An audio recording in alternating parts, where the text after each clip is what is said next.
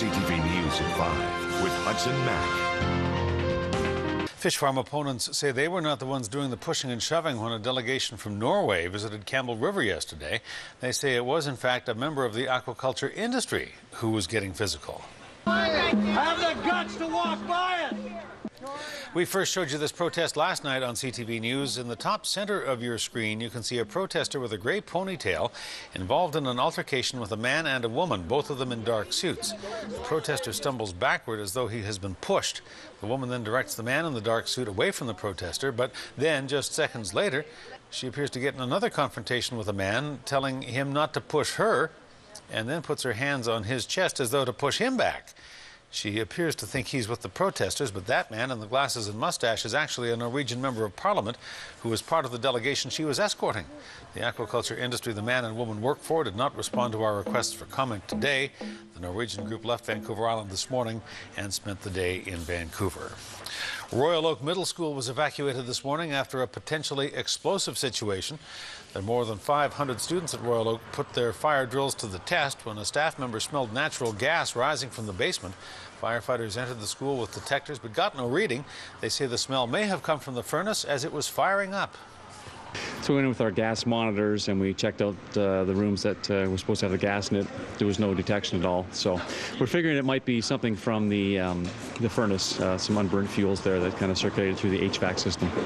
Yeah, obviously when we get a call like this at a school, it's a high priority with all the children involved here. So we like to see them get evacuated as soon as possible.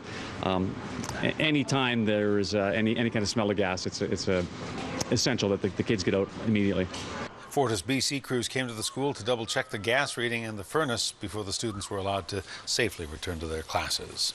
Well, BC Hazmat is still cleaning up from a massive furnace oil spill that happened a few weeks ago in Saanich. Hazmat crews shut down traffic in the 2800 block of Adelaide Road this morning so the workers could clean up the storm sewers and remove contaminated soil. It's the second time in the last 30 days that BC Hazmat has been to the site to clean up the spill, which leaked into the Saanich stormwater system. BC Hazmat says more than 300 litres spilled from the tank, and an oil company's to blame. This was a misdelivery by an oil company. The tank had been decommissioned and the line opened right at the drain tile. So we immediately put booms in at the open drain down below. Then we tracked it up and cut it off at the Saanich municipal line. And then we went halfway into the property and cut it off again there, capped it and sealed it. So any rain like today is not going to make it any worse. Heating fuel contamination is a growing problem. BC Hazmat says it's responded to 19 emergency chemical responses in the last 3 months on southern Vancouver Island. And it was a busy day on Adelaide Road. Saanich fire crews were also cleaning up another furnace oil spill that happened last weekend just a couple of blocks away. Fire crews blocked off roads in Oak Bay this morning after a transformer burst into flames and began to spread across some power lines toward an apartment building. It happened in the 1400 block of Newport Avenue at about 9:30. Firefighters say the cause of the fire was an electric short in a wire. It fizzled out while they were at the scene. BC Hydro was there and had the problem fixed within about an hour. As hydro crews were repairing the lines in Oak Bay, another problem was unraveling in Saanich. Literally, emergency responders and hydro were called to Cedar Hill Road and Mount Doug Cross Road with reports of power lines being cut. Turns out it was telephone and cable lines. Police say a large truck with a load clipped the wires. Our understanding is that there was a truck that was traveling southbound on Cedar Hill Road, and it somehow, just given the height of the load, actually clipped the wires. It's believed that they were simply telephone and cable wires, so it wasn't a hydro line as per se, but still concerning, and it required us to conduct some traffic control for a while the lines were repaired. Saanich police said the incident's under investigation. They're looking for witnesses. If you saw a truck take out the lines, you're asked to contact police. A Saanich man who careened off the road and plowed a Jaguar into the basement suite of a home in Saanich last month is now facing a long list of charges. It was quite the scene. This is what Holly Knupp and her boyfriend woke up to when they were jolted awake as the Jaguar came barreling through their bedroom wall, sending the pair sound asleep in bed, flying across the room. The driver is 51-year-old Reginald Hook, now charged with 7 counts, including impaired and dangerous driving, causing bodily harm, fleeing the scene of an accident, and failing to provide a blood sample.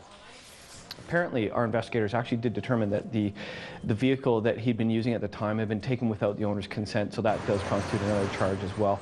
There's actually 2 other charges that pertain to the vehicle and its interaction with the Victoria Police just prior to the crash in Saanich, and I'm led to believe that he did actually fail to stop for a Victoria officer just moments before the crash in Saanich. Police say that Hook has a history of alcohol and vehicle-related offences. He's scheduled to appear in court in Victoria on March 14th. Well, when you take your driving test, it's probably a good idea to do it with a clear head. Police say a Victoria driver didn't get that message. He was pulled over on his way to take his driver's exam earlier this week under the influence of prescription drugs. But that's not all. They say the driver only had his learners and the passenger in the truck was prohibited to drive.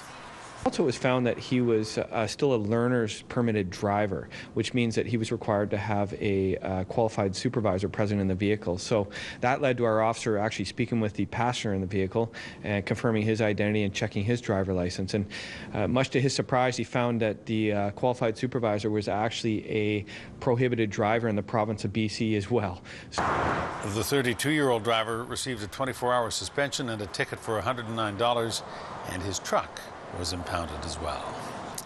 Well, it isn't spring yet, at least not officially, but it sure is starting to feel like it, and we can start looking forward to longer hours before dark as we spring ahead this weekend for daylight saving time. Now, the time change doesn't have a completely sunny outcome, though. The day after clocks spring forward can be very dangerous, with tired drivers suffering from a lost hour of sleep.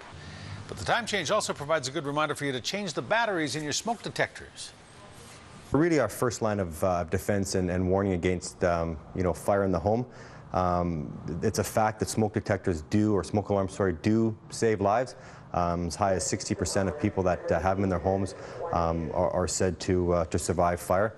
And it's really smoke that kills us, it's not fire. So having them outside of sleeping areas it provides us with enough warning to exit the house. Firefighters remind us as well, it's not just batteries. You should also check the date on your smoke detector. They say many fire alarms have dates labeled on them to replace the batteries or the alarm altogether. So if it's an old one, make sure you replace it and have a look.